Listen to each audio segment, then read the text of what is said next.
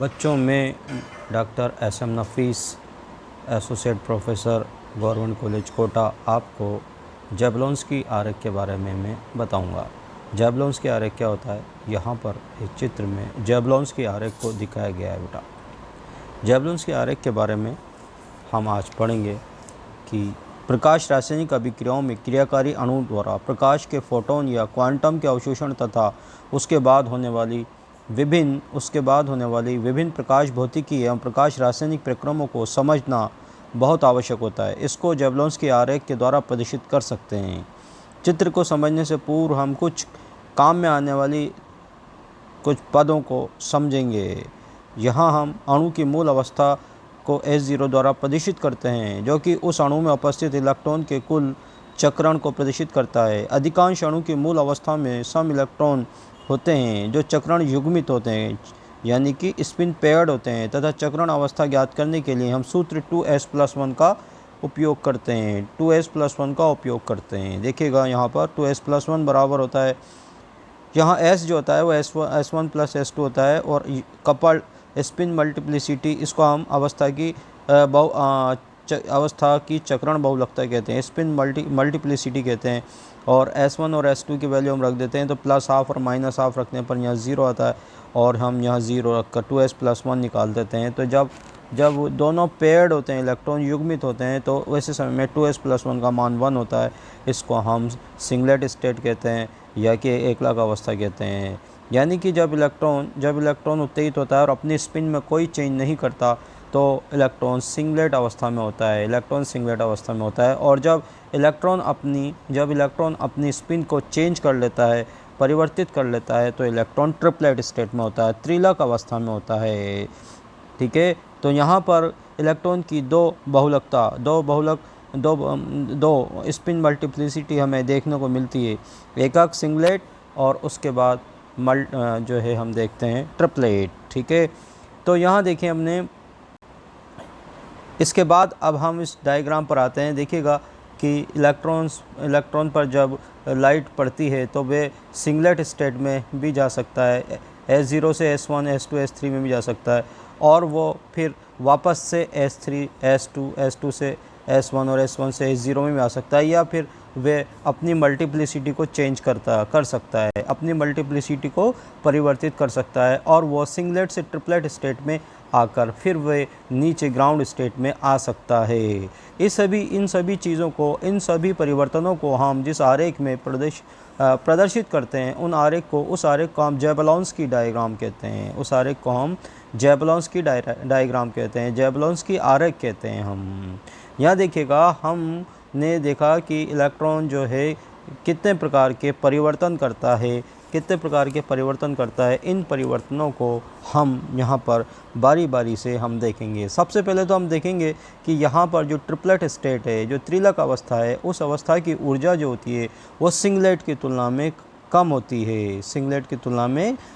है। यानी कि जब अणु है वो ट्रिपलेट स्टेट में थोड़ा सा स्टेबल होता है, उसकी जो आयु काल होता है वो ज़्यादा होता है, क्योंकि उसकी एनर्जी कम होती है। अच्छा, यहाँ पर यदि हम उत्सर्जन की बात करें, तो यहाँ हम नोटेशन जो यूज़ करते हैं, IC, इस डायग्राम में जो हमने नोटेशन यूज़ कर रखे हैं, IC का मतलब होता है इंटरनल कन्वर्जन, और ISC का मतलब होता है इंटर सिस्टम क्रॉसिंग। और हाँ, यहाँ हम देखेंगे, और यहाँ पर और दूसरे परिवर्तन एक फ्लोरोसेंस और फॉस्फोरेसेंस के बारे में भी हमने चित्र में ज़ेबुलोंस्की आरेख में हमने प्रदर्शित कर रखा है। तो यहाँ देखेंगे कि हाँ, विकिरण रहित संक्रमण और विकिरण सहित संक्रमण जो है संपन्न होते हैं। यदि हम विकिरण रहित संक्रमण या नॉन रेडिएटिव ट्रांजिशन की बात करें, तो यहाँ पर ये जो है जब इस प्रकार के संक्रमण में सक्रिय अणु उत्तेजित अवस्था S3, S2 या T3, T2 से प्रथम उत्तेजित अवस्था S1 या T1 में आता है। इस प्रकार के संक्रमण में किसी प्रकार के विकिरणों का उत्सर्जन नहीं होता, इसलिए इनको हम विकिरण रहित नॉन रेडिएटिव ट्रांजिशन कहते हैं। यहाँ देखिएगा, नॉन रेडिएटिव ट्रांजिशन कहते हैं। ठीक है, नॉन रेडिएटिव अच्छा, विकिरण रहित ट्रांजिशन संक्रमण कहते हैं, इनको हम अनुत्सर्जन भी कहते हैं। इसमें सक्रिय अणु की ऊर्जा अणु के संगठन से ऊष्मा के रूप में उत्सर्जित होती है और इस प्रकार हम इसको आंतरिक रूपांतरण आईसी, आंतरिक परिवर्तन या आंतरिक रूपांतरण आईसी कहते हैं। इसमें लगभग 10⁻11 सेकंड से भी कम समय लगता है। ठीक है, 11। हाँ, इसके बाद अणु ऊर्जा का उत्सर्जन दूसरे प्रक्रम अंततंत्र लांघन इंटर सिस्टम क्रॉसिंग आईएससी द्वारा भी होता है। इस प्रक्रम में अणु का एक बहुलकता अवस्था सिंगलेट मल्टीप्लिसिटी सेट से त्रिक बहुलक अवस्था में अर्थात अलग बहुलकता अवस्था में संक्रमण भी विकिरण रहित संक्रमण होते हैं। नॉन रेडिएटिव और रेडिएशन लेस ट्रांजिशन होते हैं। इसमें भी ऊष्मीय उत्सर्जन होता है लेकिन इनकी गति कम होती है या इसमें जो समय लगता है 10⁻⁻ से 10⁻⁹ से 10⁻2 सेकंड का समय लगता है। इसके बाद अगर हम देखें तो विकिरण संक्रमण उत्सर्जन है। रेडिएटिव ट्रांजिशन की बात करें हम, रेडिएटिव ट्रांजिशन में जो क्या होता है कि रेडिएटिव ट्रांजिशन की हम बात करें तो देखिएगा, हम रेडिएटिव ट्रांजिशन की बात करें विकिरण संक्रमण उत्सर्जन, यहाँ पर देखिएगा वे संक्रमण जिनमें सक्रियत अणु एकक उत्तेजित अवस्था S1 तथा त्रिक उत्तेजित अवस्था T1 से मूल एकक अवस्था से 0 में आता है। इस संक्रमण में ऊर्जा का उत्सर्जन विकिरण के रूप में होता है।